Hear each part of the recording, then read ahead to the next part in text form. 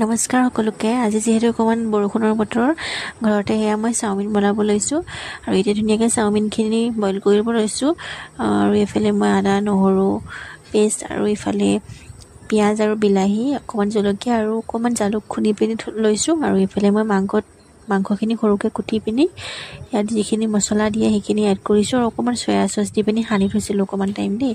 আৰু এইফালে মই চাওমিনখিনি বইল কৰি লৈছোঁ। 4 পেকেট চাওমিন লৈছিলোঁ আৰু এইখিনি বইল কৰা হৈ গ'ল। ইয়াত অকণমান ৰিফাইন দি পিনি সানি থৈ দিম। ৰিফাইন দিলে যিহেতু লাগি নধৰে, নহ'লে লাগি ধৰিব পাৰেতো।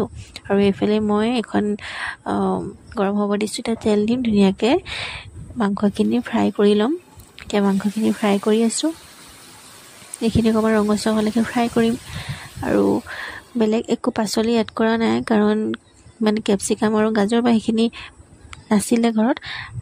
যিবোৰ আছে সেইবোৰ দিবলৈ মই ভাল নাপাওঁ খাবলৈ, সেইকাৰণে দিয়া নাই। আৰু এতিয়া ধুনীয়াকৈ এইখিনি পিঁয়াজ আৰু বিলাহীখিনি ধুনীয়াকৈ নিমখ হালধি দি ভাজি লৈছোঁ। তাৰপাছত আকৌ ইয়াত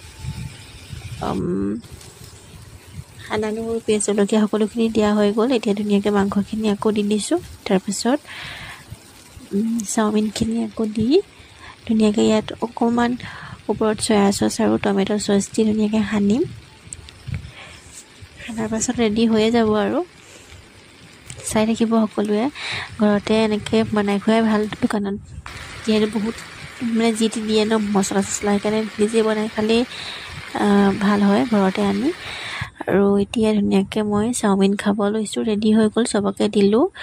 এতিয়া মই লাষ্টত ক্ৰীম আৰু অকণমান টমেট' চচ দি লৈছিলোঁ আৰু চবকে খাবলৈ দিলোঁ। সকলোৱে ভাল হৈছে বুলি ক'লে।